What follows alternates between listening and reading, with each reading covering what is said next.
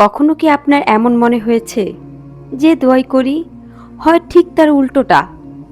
চাকরি চেয়েছিলেন, চাকরি পেলেন না। সুস্থতা চেয়েছিলেন, অসুস্থতা আরো দীর্ঘ হলো। সম্পর্ক টিকে থাকুক চেয়েছিলেন, সম্পর্ক ভেঙে গেল।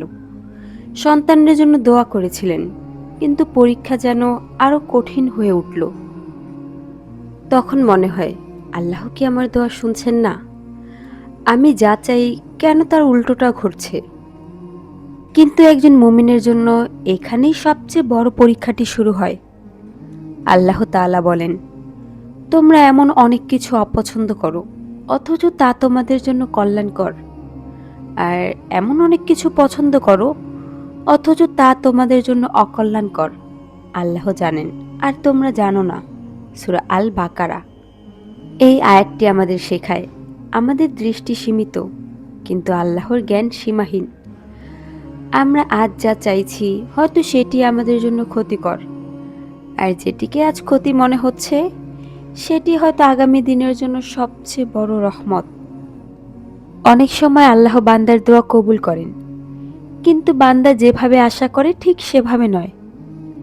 কখনো তিনি চাওয়া জিনিসটিই দান করেন, কখনো তার বদলে আরো উত্তম কিছু দেন, কখনো কোনো অনিষ্ট দূর করে দেন, আবার কখনো বান্দার জন্য সেই প্রতিদান আখিরাতের জন্য সংরক্ষণ করেন।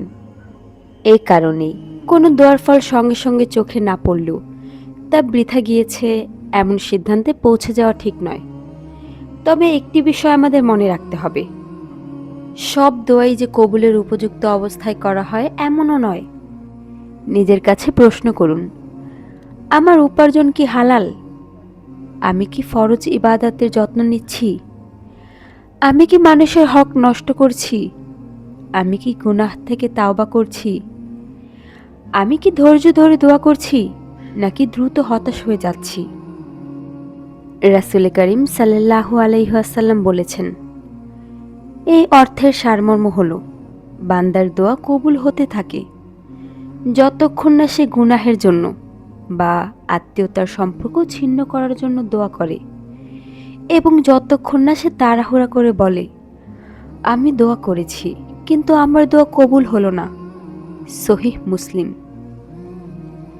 তাই প্রিয় বোন আমার, যদি মনে হয় যে দোয়াই করি হয় ঠিক তার উল্টোটা, তাহলে হয়তো আল্লাহ আপনাকে প্রত্যাখ্যান করছেন না, বরং তিনি এমন একটি পথ তৈরি করছেন যার শেষ আপনি এখনো দেখতে পাচ্ছেন না। হয়তো এই দেরির মধ্যেই আপনার ঈমান শক্তিশালী হচ্ছে, হয়তো এই পরীক্ষার মাধ্যমেই আপনার গুনাহ মাফ হচ্ছে, হয়তো এই অপেক্ষার মধ্যেই আপনার মর্যাদা বৃদ্ধি পাচ্ছে, আর হয়তো আপনি যে জিনিসটি চাচ্ছেন সেটি এখনই পেলে আপনারই ক্ষতি হতো। মনে রাখবেন, আল্লাহর সিদ্ধান্ত কখনো অবিচার নয়। তার প্রতিটি ফয়সালার পেছনে রয়েছে পরিপূর্ণ হিকমা, যদিও আমরা তা সঙ্গে সঙ্গে বুঝতে পারি না। তাই দোয়া ছেড়ে দেবেন না। কান্না নিয়ে আবারও হাত তুলুন, তওবা করুন, দুরূদ শরীফ পড়ুন, আল্লাহর উপর উত্তম ধারণা রাখুন এবং বিশ্বাস রাখুন। যখন আল্লাহ কিছু দেন না, তখনও তিনি তার বান্দার জন্য কাজ করে যাচ্ছেন। আল্লাহ আমাদের এমন ঈমান দান করুন যাতে দোয়া কবুল হতে দেরি হলেও আমরা তার রহমত থেকে নিরাশ না হই। আমিন। As I look to nature's beauty, dazzled am I.